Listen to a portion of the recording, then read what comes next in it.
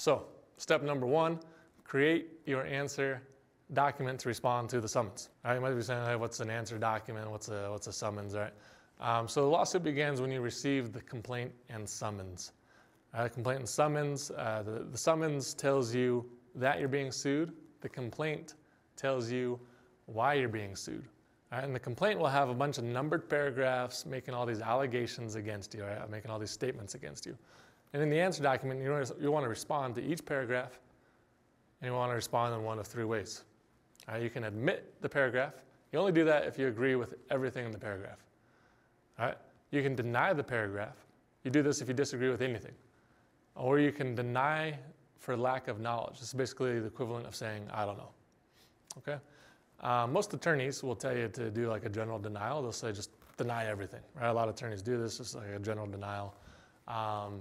That's because the burden of proof is on the plaintiff. That means it's the plaintiff's job to prove everything that they're saying is true. It's not your job to prove anything. It's not your job to prove you don't owe the debt. It's not your job to prove that you are who you are. It's not your job to prove anything. All right? So you can really just deny everything and let the plaintiff do all of the work. All right, so that brings us to step number two.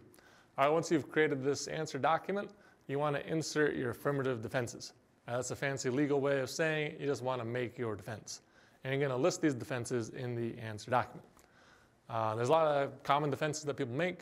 They could be like, you don't owe the money, you are not the owner or the co-signer of this account, those lawsuits suing the wrong person, the contract was canceled, you have proof that the debt was paid, you are the victim of identity theft, statute of limitations has expired, improper service. The list goes on and on. You can make all these defenses. Usually you want to actually put in like proper legal terminology. You don't want to like kind of like blab about your life in the answer. And that's what we do for you at SoloSuit. We actually insert the proper legalese into the document for you, so you don't have to worry about all that.